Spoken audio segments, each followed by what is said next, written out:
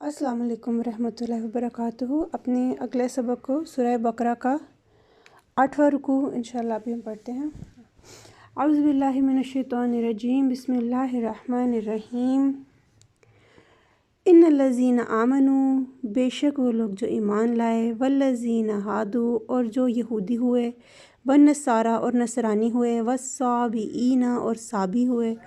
من آمن باللہ، جو ایمان لائے اللہ پر، والیوم الآخری اور یوم آخرت پر، وعمل صالحا اور عمل کیے نیک، فلہم اجرہم، پس ان کے لیے اجر ہے ان کا، عند ربہم، پاس ان کے رب کے، ولا خوف علیہم، اور نہ کوئی خوف ہوگا ان پر، ولا ہم یحزنون، اور نہ وہ غمگین ہوں گے۔ یحزنون کا روٹ ورڈ حزن ہے، حزن مطلب غم، ٹھیک ہے نا، یحزنون غمگین، اور باقی خوف لفظ باقی علیہم ان پر۔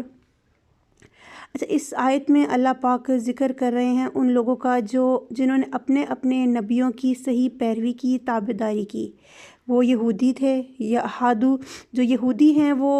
جو ہے روایات میں آتا ہے ابن کثیر میں کہ حضرت یعقوب کا سب سے بڑا بیٹا تھا یہودا، اس کی جو اولاد ہے وہ یہودی کہلاتی ہے، ٹھیک ہے۔ اور بعض جو ہے یہ ان کو، چونکہ یہ لوگ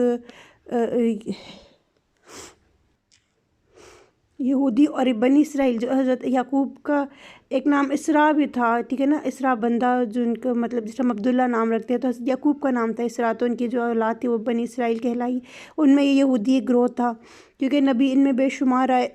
والنصارى، نصرانی ہوئے۔ یہاں پہ چونکہ حضرت عیسیٰ کے جو پیروی کرنے والے تھے، ایک دوسرے کے مددگار لوگ تھے، اس لیے ان کے لیے لفظ نصرانی استعمال ہوا ہے۔ صابین، صابی جو ہے یہ وہ لوگ، روایت میں آتا ہے حضرت صدی فر سے روایت ہے کہ یہ زبور پڑھنے والے لوگ تھے، جو زبور پڑھتے تھے اور یہ روزے بھی رکھتے تھے، لیکن بعد میں یہ ستارہ پرست ہو گئے۔ لیکن ان کے بارے میں یہاں پہ اللہ تعالیٰ فرما رہے ہیں کہ جنہوں نے اپنے نبی کی موجودگی میں اس کی صحیح پیروی کی، صحیح فرما برداری اور اطاعت کی، تو وہ جو ہے اللہ تعالیٰ جو ہے ان کو، اللہ تعالیٰ کے پاس ان کے لیے اجر ہے، اور اللہ تعالیٰ جو ہے ان کو قیامت کے دن جو ہے خوف سے آزاد کرے گا، اور نہ وہ غمگین ہوں گے، ان کو اچھا بدلہ ملے گا۔ لیکن جب اسلام آ گیا، کیونکہ ہر جو ہے کتاب اس میں، ہر مذہب اس میں حضرت محمد صلی اللہ علیہ وسلم کی جو آنے کا جو ذکر ہے وہ موجود ہے، اور اسلام کے آنے کے بعد، یعنی جب ایک نبی کے بعد جب اللہ تعالیٰ نے تمام انبیاء کو جو ہے ان سے عہد لیا کہ ہر نبی جو ہے وہ دوسرے نبی، جو بعد میں آنے والا نبی ہے، تو پہلے نبی کے احکامات کو غلط نہیں کہے گا، انہی کو جو ہے مضبوط کرے گا، اور جو آنے والے نبی ہوگا، جو پچھلی قومیں ہوں گی، وہ ان کی بھی پیروی میں کریں گی۔ جیسے حضرت موسیٰ کے بعد جو قوم تھی بنی اسرائیل کی، وہ حضرت جب عیسیٰ آ گئے تو پھر ان کی پیروی لازم ہوگی۔ حضرت عیسیٰ کے بعد حضرت محمد صلی اللہ علیہ وسلم آ گئے تو ان کی پیروی لازم ہوگی، ٹھیک ہے نا۔ تو اس میں جس طرح ہم تمام نبیوں پر ایمان لاتے ہیں، ہم کسی کو جھٹلاتے نہیں ہیں، یہ اسلام کا خاصیت خاصہ ہے کہ ہم تمام نبیوں پر ایمان رکھتے ہیں۔ ہاں، لیکن تعلیمات کی پیروی ہم صرف قرآن پاک کی اور اپنے نبی پاک صلی اللہ علیہ وسلم کی کرتے ہیں، ٹھیک ہے۔ تو اس میں یہاں پہ اس کے بارے میں تفسیر میں آتا ہے کہ آپ صلی اللہ علیہ وسلم نے فرمایا کہ جب تک دوسرا نبی نہیں آیا، جب تک حضرت صلی اللہ علیہ وسلم جو ہے وہ اسلام لے کر نہیں آئے، جب تک اسلام کا جو اعلان نہیں ہوا، تب تک جو بندہ اپنے دین پر کاربند تھا، اپنے نبی کی موجودگی میں، اللہ تعالیٰ جو ہے ان کو عذاب نہیں دے گا، ٹھیک ہے۔ وَإِذْ اخذنا، اور جب لیا ہم نے، میثاقکم، عہد، پختہ عہد تم سے، ورفعنا فوقکم الطور، اور بلند کیا ہم نے، فوقکم، اوپر تمہارے، طور پہاڑ کو، خذوا ما آتیناکم، پکڑو جو دیا ہم نے تم کو، بقوۃ، ساتھ قوت کے، واذکروا ما فیہ، اور یاد کرو جو اس میں ہے، لعلکم تتقون، تاکہ تم نصیحت پکڑو۔ واذکروا، یاد کرو میں ذکر کرنے میں بھی آتا ہے، اور نصیحت حاصل کرنے میں بھی اس کا مطلب آتا ہے، ٹھیک ہے۔ یہاں پہ اللہ تعالیٰ نے جو یہ بنی اسرائیل تھی ان کے اوپر طور پہاڑ کو بلند کر دیا تھا، بوجہ ان کی مسلسل نافرمانیوں کے، بوجہ ان کے مسلسل انکار کرنے کی وجہ سے۔ جو تفسیر میں آتا ہے کہ وہ جو تھے وہ پھر وہ پہاڑ اپنے اوپر جب دیکھا سر پہ آ گیا کہ وہ گرنے لگے اوپر، تو وہ سجدے میں چلے گئے، اور وہ ایک طرح سے کنکھیوں سے اوپر دیکھتے تھے کہ ہماری توبہ قبول ہوئی ہے کہ نہیں، پہاڑ ہٹا ہے کہ نہیں ہٹا۔ تو اس وقت اللہ تعالیٰ نے ان کو جو تھا ان کی سختیوں کی وجہ سے، ان کو جبراً اسلام میں یا دین کا پابند تو اللہ میں نے نہیں کیا، لیکن وہ چونکہ ماننے والے تھے، ایک کتاب کے تورات کے ماننے والے تھے۔ یہاں پہ جو ہے جو ما آتیناکم میں جو دیا ہم نے تم کو، اس میں تورات کا ذکر ہے، کہ اللہ تعالیٰ نے وہ جو دعویٰ کر رہے ہیں کہ توریت کے ماننے والے ہیں تو پھر اس پر عمل بھی کرے. تو اس پر ان کی نافرمانی اور سرکشیوں سے تنگ آ کر ان کے اوپر یہ ایک آزمائش آئی تھی کہ اللہ نے ان کے اوپر طور پہاڑ کو بلند کیا تھا کہ اب وہ جو ہے نا طریقے سے جو ہے نا توریت کی جو پیروی کریں گے. ثم تولیتم، پھر تم پھر گئے، یعنی وہ پھر اپنی جو انہوں نے جو سجدہ کیا اور توبہ کی کہ ان پر سے جب پہاڑ ہٹا دیا گیا تو اس کے بعد وہ پھر گئے. ایسی وہ قوم تھی. من بعد ذالک، بعد اس کے، فلولا فضل اللہ، پس اگر لا نہ ہوتا فضل اللہ، فضل اللہ کا، علیکم تم پر، ورحمتہ اور اس کی رحمت، لکنتم من الخاسرین، البتہ ہو جاتے تم خسارہ پانے والوں میں سے. کہ اللہ تعالیٰ فرما رہے کہ اگر اللہ کا فضل اور رحم نہ ہوتا تمہارے اوپر تو تم اپنی سرکشیوں کی وجہ سے خسارہ پانے والوں میں ہو جاتے ہیں. وَلَقَدْ عَلِمْتُمُ الَّذِينَ، اور تحقیق جان لیا تم نے ان لوگ کو جو الَّذِينَ اعْتَدُوا، جو لوگ حد سے نکل گئے، منکم تم میں سے، فی السبت، سبت کے بارے، ہفتے کے دن کے بارے میں، فَقُلْنَا، تو کہا ہم نے، لہم ان کو، کونو ہو جاؤ، قِرَدَةً خاسئین، بندر ذلیل و خوار ہو کر. یہاں پہ یہ ایک بستی تھی بنی اسرائیل میں ہی، ایلیا بستی کے باشندے تھے جن پر یہ آزمائش آئی تھی کہ اللہ تعالیٰ نے ہفتے کے دن انہیں شکار کرنے سے منع کیا تھا، مچھلیاں پکڑنے سے خاص طور پہ منع کیا تھا. تو ہفتے والے دن کیا ہوتا تھا کہ بہت سی مچھلیاں جو ہوتی تھیں سمندر دریا کے اوپر آئی ہوتی تھیں، بالکل اوپر سامنے ہوتی تھیں، اور لیکن اس دن انہیں شکار منع تھا، اور اگلے دن جو تھی وہ پھر نیچے چلی جاتی تھی مچھلیاں. تو انہوں نے کیا کیا، انہوں نے اپنی، دیکھیں اس میں یہاں پہ اس واقعے کا ذکر کرنے سے مراد یہ ہے کہ ایک لوگ برائی کرتے ہیں اور اس کے لیے حجتیں ڈھونڈتے ہیں، اپنی برائیوں کو جسٹیفائی کرتے ہیں. انہوں نے کیا کرنا، انہوں نے گھڑے کھودنے شروع کر دیے دریا کے گرد. جب دریا میں جال بچھا دیتے تھے، وہ ہفتے کے دن جب اوپر آتی تھیں تو وہ اس میں پھنس جاتی تھیں، گھڑوں میں اور جال میں پھنس جاتی تھیں، وہ اگلے دن جا کے انہیں پکڑ لاتے تھے. تو جب لوگ اہل ایمان جو تھے انہیں منع کرتے تھے تو کہتے تھے ہم نے تو ہفتے کو شکار نہیں کیا، ہم تو اگلے دن شکار کر کے لائے ہیں. تو یہ وہ ایسے لوگ جو اپنی برائیوں کو جسٹیفائی کرتے ہیں وہ اللہ کو ناپسند ہوتے ہیں. انہوں نے ایک گناہ کیا اور اس کو جو ہے انہوں نے بہانہ ہی بناتے کہ نہیں بھی ہم تو ہفتے کو شکار نہیں کرتے، ہم تو اگلے دن پکڑ کے لاتے ہیں مچھلیاں.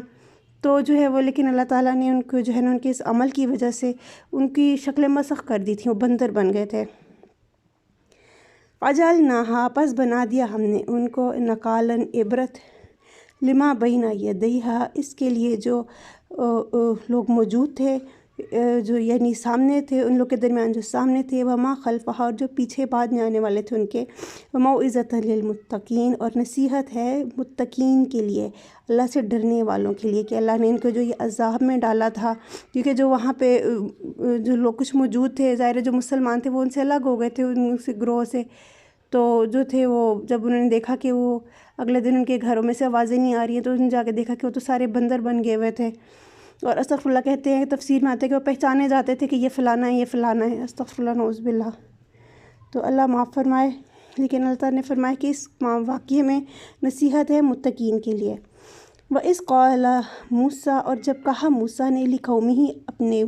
قوم سے، اِنَّ اللَّهَ يَأْمُرُكُمْ، بے شک اللہ حکم دیتا ہے تم کو، أَن تَذْبَحُوا بَقَرَةً، یہ کہ تم ذبح کرو گائے، بقرہ گائے. قالوا، انہوں نے کہا، لوگوں نے، اتتخذونا، کیا تو پکڑتا ہے ہمیں، ہزواً، مذاق بنا کر. قال اعوذ بک، کہا حضرت موسیٰ علیہ السلام نے، اعوذ باللہ، میں پناہ مانگتا ہوں، اللہ چاہتا ہوں اللہ کی، ان اکونا، یہ کہ میں ہو جاؤں، من الجاہلین، جاہلوں میں سے. یہاں پہ ایک واقعہ ہے بنی اسرائیل کا جو کہ وہ لوگوں میں مسئلہ بنا تھا. ایک آدمی تھا بنی اسرائیل کا جس کو قتل کر دیا تھا اس کے بھتیجے نے، اس کے مال کے لیے. اور تو وہ جب اس نے قتل کر کے، جو بنی اسرائیل کے جو ایک اور قبیلہ تھا وہاں پہ جو کہ ذرا دین پہ کاربند تھے اور انہوں نے اپنا قلعہ سا علیحدہ بنا کے وہاں رہتے تھے، تو اس نے مار کے اپنے چچا کو، تو اس کی لاش وہاں پھینک دی اور ان سے کہے کہ جنہوں نے قتل کیا اور وہ جزیہ دیں، اس کا قتل کے ان سے پیسے مانگنے لگ پڑا، جو ہوتا ہے قصاص ہوتا ہے. تو وہ پھر وہ سارے معاملے لے کے حضرت موسیٰ کے پاس آئے تھے. تو حضرت موسیٰ نے انہیں کہا تھا کہ تم گائے ذبح کرو. تو انہوں نے کہا کہ کیا ہم تمہیں کہہ رہے ہیں کہ ہمیں انصاف کرو، تم ہمیں کس طرف لگا رہے ہو. تو انہوں نے پھر کیا کہ تم ہمارا مذاق بنا رہے ہو ہمارے مسئلے کا. تو انہوں نے کہا کہ نہیں، میں اس بات سے اللہ کی پناہ چاہتا ہوں کہ میں جاہلوں میں سے ہوں، کہ کسی کا مذاق بنانے والا یہ حرکت میں نہیں کرتا. قالوا ادع لنا ربک، انہوں نے کہا، یہ بنی اسرائیل جو تھی قوم، انہوں نے کہا آپ دعا کریں لنا ہمارے لیے، ربک اپنے رب سے، یبین لنا کہ وہ بیان کر دے ہمارے لیے، ما ہی وہ کیسی ہو، یعنی وہ جس گائے کی قربانی کا ذکر تھا، اب انہوں نے بجائے، بنی اسرائیل قوم تھی، انہوں نے بجائے پیروی کے سوال جواب کا سلسلہ شروع کر دیا۔ قالا کہا حضرت موسیٰ نے، انہو بے شک وہ، یقولو وہ فرماتا ہے، یعنی اللہ تعالیٰ فرماتے ہیں، انہا بقرۃ بے شک وہ گائے ہے، لا فارض نہ بوڑھی ہو، ولا بکر اور نہ بچہ ہو، یعنی بہت چھوٹی بھی عمر کی نہ ہو اور بہت بوڑھی بھی نہ ہو، اوانم بین ذالک درمیانی عمر کی ہو ان میں سے، یعنی بڑھاپے اور بچے کے درمیان کی عمر کی ہو،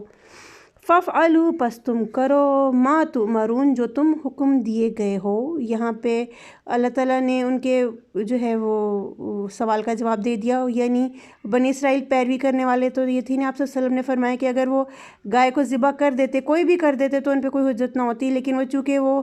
سوالوں میں پڑھنے والے لوگ تھے تو پھر اللہ نے بھی ان پہ پھر حدیں باندھتے گئے، ان پہ جو شرائط تھیں حکم کو پورا کرنے کی وہ سخت کرتے گئے۔ قالوا ادع لنا ربک،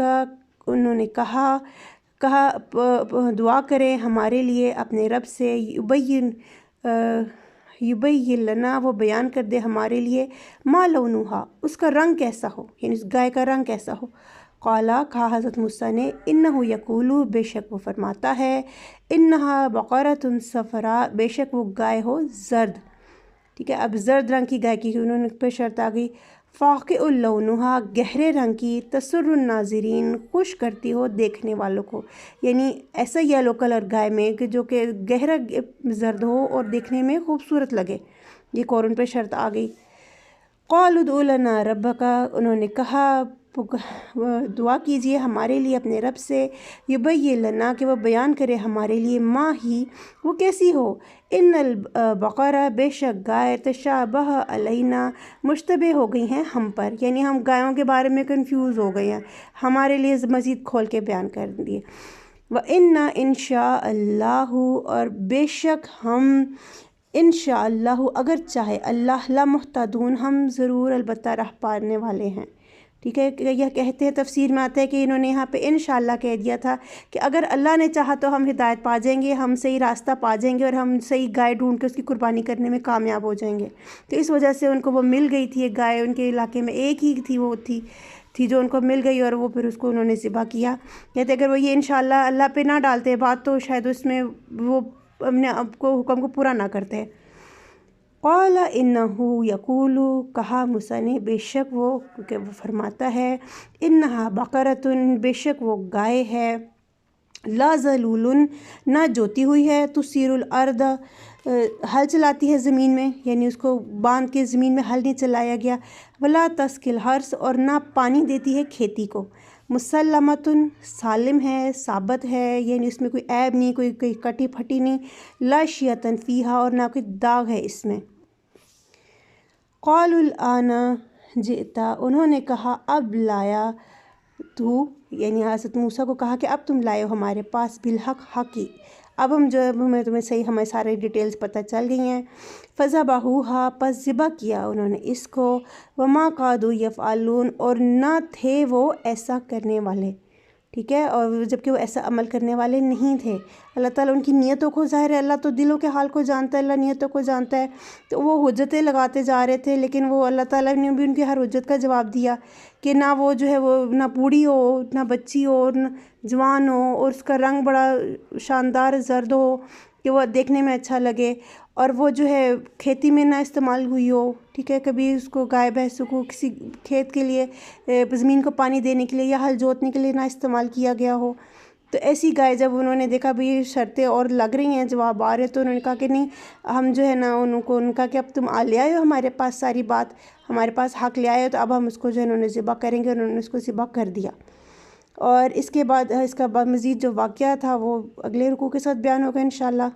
اپنا سب خیال رکھیے گا، ویڈیو کو جو ہے شیئر بھی کر دیں، چینل سبسکرائب کر دیں۔ جزاک اللہ خیر، اور اللہ پاک قرآن کو سمجھنے کی اور اس کی پیروی کی ہمیں جو ہے نا توفیق عطا فرمائے۔ اللہ تعالیٰ ان واقعات کو بیان کرنے کا جو مقصد ہے وہ جو ہے ہمیں اس کو سمجھنے کی اور ہمیں ان برائیوں سے بچنے کی توفیق عطا فرمائے۔ جزاک اللہ خیر، اپنا خیال رکھیے گا، اللہ حافظ۔